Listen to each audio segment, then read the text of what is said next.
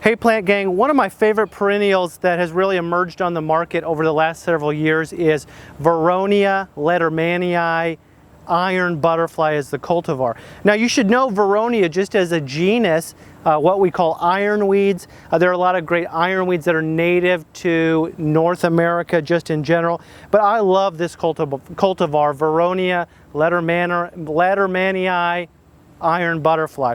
And I'm actually standing in front of it right now, and you can see that this plant has kind of opened up throughout the season. The mistake that we made is earlier in the season we should have come back here and cut this back one time.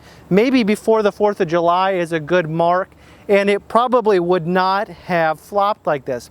Another thing that you could do to prevent this donut-like shape that is formed in this Vernonia is to plant it in poorer soil than we have it in here. We've got it in probably too good of soil. This plant actually thrives in poor soil. Now you see what happens here is there's other ironweeds here that have grown, and these are seedlings that have come off of this cultivar, and they're taller, their leaves are more big and bold in foliage. But this cultivar iron butterfly, we look at it, the foliage is very fine, it's very thin, it's thread-like. You've got this aster-like flower that tops this plant. And so you do have to watch out when you're IDing this plant to not identify a seedling. Even if there's a sign there that says iron butterfly, a lot of times I'll see seedlings coming up right through this cultivar. And so one thing that you can do to prevent that is actually when the seeds go brown, to actually give this plant another haircut and at least cut off the flowers so it doesn't seed everywhere. The seedlings are beautiful, they're just taller. So a great native perennial, one that you should know, and one that can add texture and color, especially to the late season garden. So we've got Vernonia, lettermannii, iron butterfly. This is a really showy selection of this plant.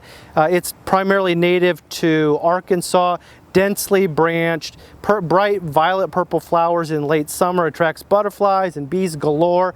And as I'm sitting here watching it, it really does do that, because man, there are honeybees and bumblebees, all sorts of different pollinators all around this. 24 to 36 inches high, spreading out 18 to 24 inches wide.